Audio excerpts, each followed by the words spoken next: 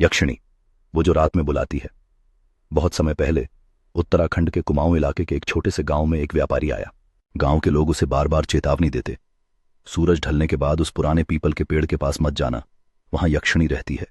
कहते हैं वो यक्षिणी कभी एक सुंदर स्त्री थी जिसे धोखा देकर मार दिया गया। मरने से पहले उसने प्रतिज्ञा ली कि वो अपनी मौत का बदला लेगी।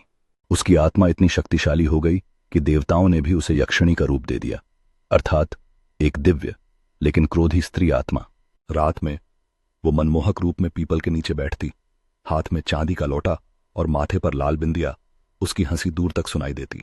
जो भी पुरुष उसकी आवाज सुनकर पास जाता वो उसकी ओर मुस्कुराती, बातें करती, और जैसे ही वो उसके पास आता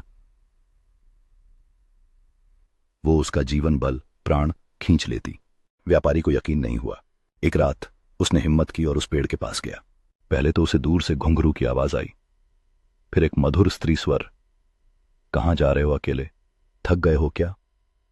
उसने देखा, चांदनी में चमकता चेहरा, लंबी चोटी, लाल साड़ी। लेकिन जब वो पास पहुंचा तो उसकी आंखें अंगारों की तरह जल रही थीं। सुबह लोगों ने व्यापारी को पीपल के नीचे मृत पाया, चेहरे पर ऐसा भाव जैसे उसने कुछ बेहद डरावना देख लिया हो। आज भी कहां मानते हैं यक्षिणी का वास कुमाऊं और गढ़वाल, उत्तराखंड, साथ ही नेपाल के तराई क्षेत्र में आज भी यक्षिणी की कहानियां प्रचलित हैं। लोग कहते हैं जंगल के बीच पुराने पीपल या बरगद के पेड़ों के पास खासकर अमावस्या की रात यक्षिणी का वास होता है। गांव के बुजुर्ग मानते हैं कि वो अब भी यात्रियों को राह से भटकाकर अपने पास बुलाती हैं।